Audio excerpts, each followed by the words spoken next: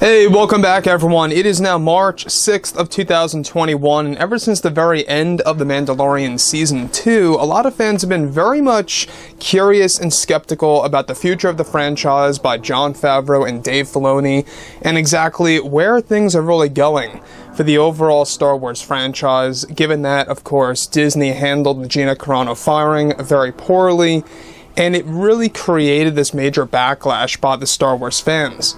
This is Mike Zero. Make sure to subscribe if you're new to the channel for future Star Wars content. Now, one thing about Jon Favreau, alright, is that we do know that he is pouring his heart and soul into Star Wars. He is doing everything in his power to really bring Star Wars back to its roots and really kind of trying to go back to the deep Star Wars lore, as well as Star Wars legends in the mix, that's really going to give fans a different take on the franchise. So, moving beyond all of this, one thing that we do know about Jon Favreau and Dave Filoni is that they really are working together as a team, hand in hand with George Lucas by their side, to really kind of revive Star Wars legends in different aspects. Now, one thing that Jon Favreau is working on, a handful of projects, of course, is The Mandalorian Season 3 and 4, and let's not stop there. He's also working on other projects out there, such as the Ahsoka series with Dave Filoni, and even the Kenobi series to a certain extent. So, Jon Favreau has a lot on his plate. He's got a lot of work going for him. Of course, there are some major setbacks when it comes to Mando Season 3. We're going to have a little bit of a production delay. They were supposed to begin filming, I believe it was on like April 3rd or something like that. That's going to be pushed over to sometime in May of this year. So nothing too crazy, but it is going to have somewhat of an impact on the overall production of that show. Now, with that being said, what's really exciting is that with both Disney and Lucasfilm now developing The Mandalorian Season 3, both Jon Favreau and Dave Filoni are working very hard to create their new universe overall for the fandom.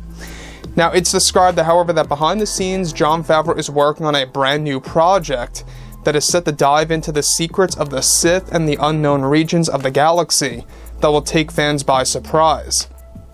It's actually noted that this new project is set to feature a Sith king currently dubbed as King Valar. We talked about this a couple of months ago. And that Jon Favreau is in the process of hiring actor Keanu Reeves to do voiceover work for this new Star Wars TV series coming to Disney+. Now, it's noted that this project for Keanu Reeves is going to feature lifelike animation that will differ greatly from Star Wars Rebels and the Clone Wars in order to make something unique for the fan base. Now, Keanu Reeves is described to be very excited to portray the role of King Valar in this new animated series that they are aiming to drop sometime by the end of 2023 on Disney+, and that Dave Filoni is set to also be involved by handling much of the deep lore for the TV show. Now, this is also the setup for the live-action version of the character that Lucasfilm plans to use Keanu Reeves for in a new Star Wars film that will dive more into the Sith underworld on Exegol and the royal Sith family, as well as the Sith Eternal, that will unveil new ancient secrets about the dark side of the Force. Both Jon and Dave are said to begin work on this project by the beginning of 2022, and that it is aimed to become a long 12-episode series for the platform that will take fans by surprise. Now, Kathleen Kennedy, unsurprisingly, is said to be against and not in support of this project, and believes that it does not fit with the Star Wars brand and does not actually go in favor for the Star Wars fandom.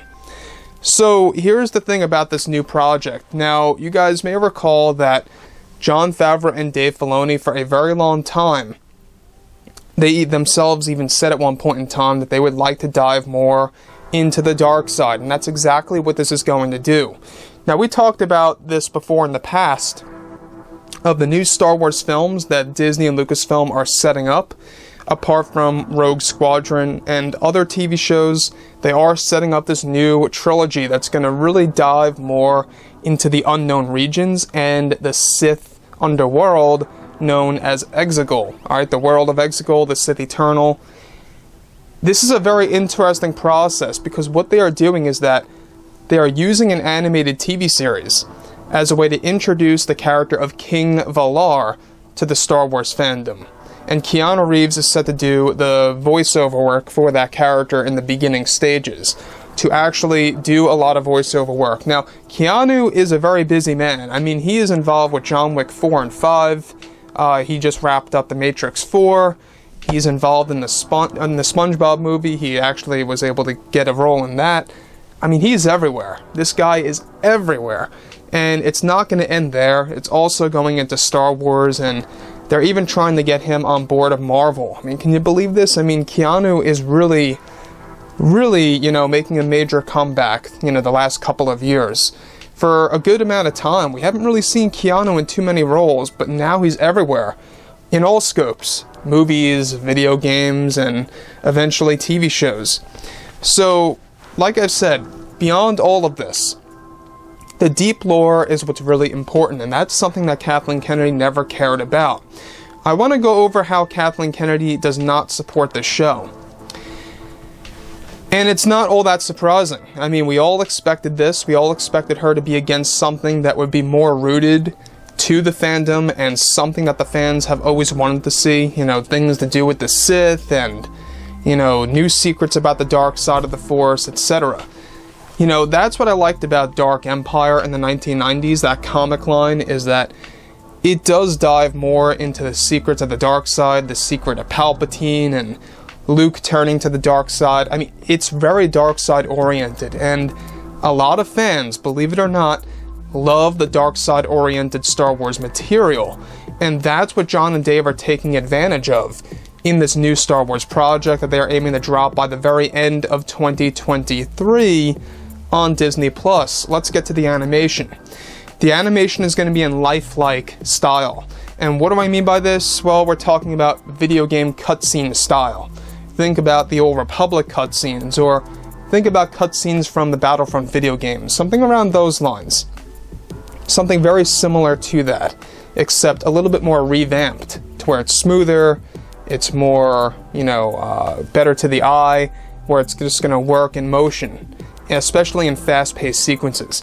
So that's what they're aiming to do. They're also going to be using motion capture and, you know, facial scanning techniques to really kind of make the characters appear very ultra-realistic, even though that the actors are not on board. You know, actually in person, like doing the actual work. I think it's going to be a very interesting thing, the fact that they are doing a lot of voiceover work for Keanu Reeves to portray the character of King Valar. I'm very excited to see what this character is going to look like. We talked about this before in the past, that they're going to give him a curved blade, a curved lightsaber blade for this new villain, kind of making it the new entrance of this new villain. You know, you had Darth Maul with a double blade, you had Kylo Ren with the crossguard. Now with this villain, which is going to be a new major one, is that they're going to give him a curved lightsaber blade. It may sound ridiculous to some of you guys, but to some of you guys it may actually sound pretty cool. Now, the thing about Keanu Reeves is that he really does have to pave way for, you know, a schedule. I mean, he's so busy with John Wick 4 and 5 right now, and that just doesn't end there. I mean, he's getting a lot more roles beyond that as well, aside from what Jon Favreau is getting him on board of. So yeah, guys, you know, like I've said, you know, drop a comment below. Let me know about all of this in the comments, and if you guys did enjoy the content for today, do make sure to drop a thumbs up on this video to support the channel. I thank you all so very much for the kind support, and I'll catch you guys next time.